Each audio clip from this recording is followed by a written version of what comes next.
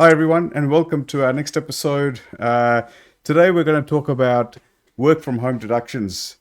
Obviously, ever since we had the COVID lockdowns, working from home is something that is very common. A lot of people claim deductions for it, but a lot of people also get it wrong. So, in today's episode, we're going to talk about two recent cases, both of them happening in 2026, both of them to do with work from home deductions.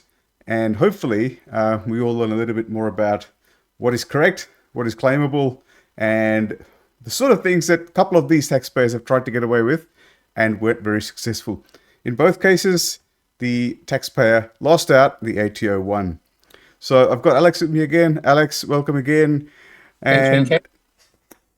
over to you for the first case, which is an interesting one about a journalist who tried to claim some work from home expenses. Correct. So the first case is the case of the Commission of Taxation against Hall, which was an appeal from the ART, the Administrative Review Tribunal. And this had to do with an employee of the ABC, so no one's got any sympathy for him. Who wanted Oh, to I claim, do. no one does, who wanted to claim expenses relating to having to work from home. Now, you think, well, yes, I had to work from. This was during COVID, so there was a lot of That's people, right. as everybody, effectively had to work from home. Mm. But if you just stop it and just go back and say, well, what does the law actually say? And the law says any expense relating to your home is domestic, and that comes under what's That's called the right. negative limit of 8-1. So in theory, nothing is allowable as a deduction. Mm. So where this whole complication comes up is because you let the tax office try to rewrite the rules without Mm. changing the law. And they do this by way of tax rulings, whatever, and that's what screws up everybody, to be honest. But anyhow, Mm. leaving that bitch aside, is when you look at what happened, he wanted to claim expenses on working from home. So he wanted to Mm. claim his occupancy expenses, which is his rent and power, gas, etc. Mhm. And the AO said, no, you're an Mm. employee, you're not running a business. That's And right. our standard approach is, hey, all you get is a deduction for a proportion of your power and gas bill. That's it. But he Mm. wanted to claim two things. One is working from home as it was a place of business, and two, travelling from home to his actual office in the ABC. Mm. And the tax office in both cases said, no, you can't claim them, get lost. Mm. The ART allowed him an appeal to the federal court. The federal court sided with the tax office and said, too bad, too sad for you, you get nothing. And that's where it stayed. All right. And I That's right. think, and I think when you look at it, I Mm. think, the complication's always been that, most accountants know if they study tax law, Mm. know that anything to do with home is what we call domestic, and Mm. case law has always said it's never deductible. That's So right. it's only a concession by the ATO to allow deductions of where it's a place of convenience that we have all these problems, and then work from home claims because of COVID, etc., sort of added to the mix and the complication with it. So, Yeah.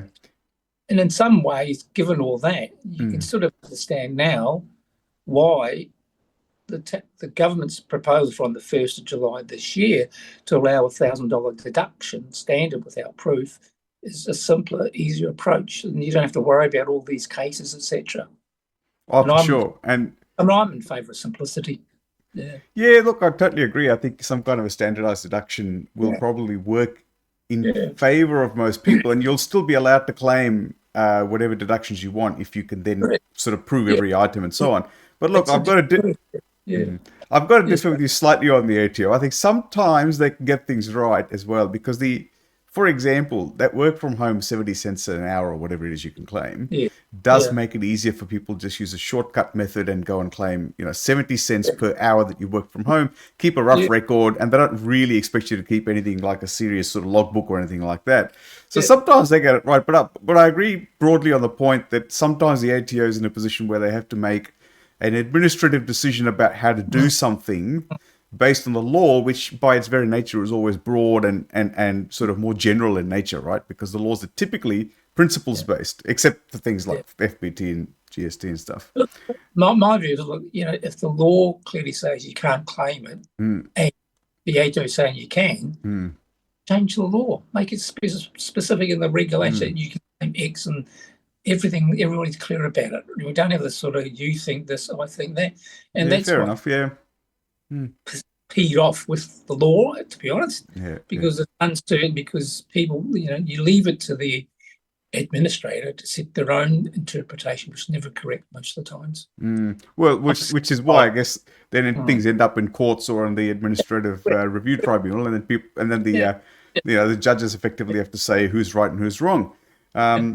Now, going along with the same theme, we've got another case which is Afshari versus FCT, and that's in the Administrative Review Tribunal, which is now used to be called the AAT, but it's now the ART. And this one is where there was an engineer, and he claimed a whole bunch of work from home expenses, and including travel costs and so on. He did keep a logbook, but the logbook was pretty much made up after the event, and there wasn't really any clear record keeping of where he went and what he did and so on. And he claimed a whole bunch of expenses and just broadly said, these are work-related expenses, I'm claiming them, including a language course in his native tongue, which is kind of strange. Strange in the sense that an engineer doesn't need to do a course in his own native tongue. But like the Hall case, which you talked about just a moment ago, the taxpayer appealed that particular original objection to the commissioner. They appealed that at the Administrative Review Tribunal, and the Review Tribunal sided with the ATO on that occasion. And they basically said, you've got to have proper records if you want to claim all these deductions. So if we take both those cases together and we ask a couple of questions. One, what do we learn from them? We've talked a little bit about this administrative problem with the ATO versus the law. What do we learn about them that we can take away? Number one. And number two, what should people be watching out for when it comes to tax time? Yeah.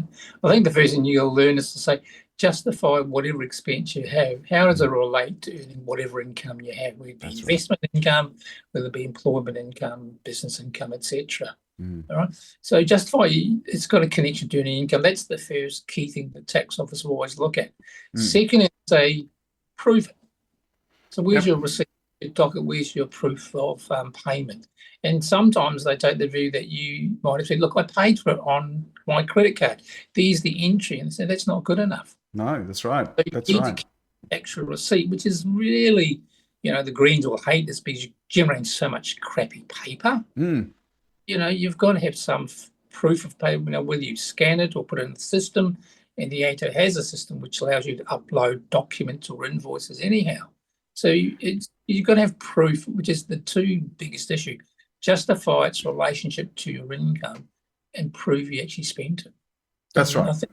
And that's why going forward, from the 1st of July this year, which means it's going to be the June 2027 year, the $1,000 deduction will take away a lot of that angst and paperwork.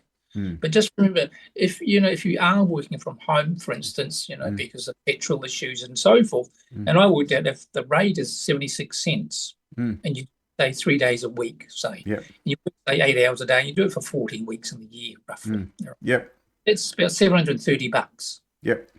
And then if you say I have to travel to see clients, etc., if you claim this mythical magic, I always travel 5,000 kilometres a year, exactly, at 88 cents, that's $3,500.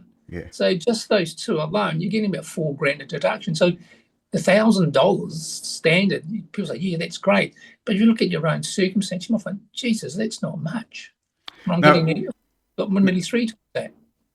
No, we should point out that at the time of this recording, that is still proposed. It's not finalised, the standardised deduction. But also, I would be surprised if they say that you couldn't claim expenses beyond $1,000. You just have to substantiate it. So, but I think they substantiate it, particularly with your trip.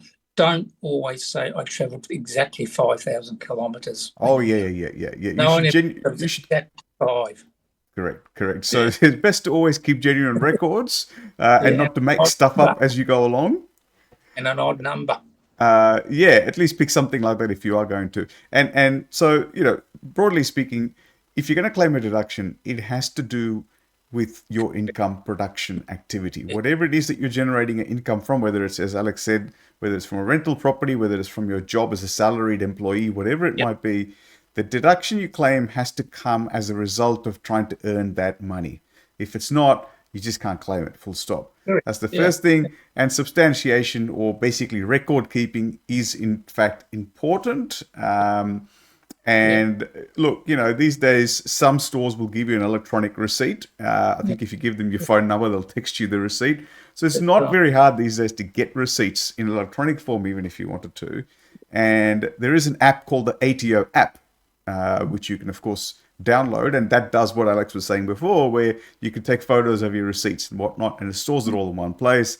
You can Yeah. upload it at the end of the year. So record keeping really is quite simple if you do take the time and effort to do it. And Yes. it's the easiest way to ensure that you don't find yourself in the situation that Mr. Hall and Mr. Afshari found themselves in.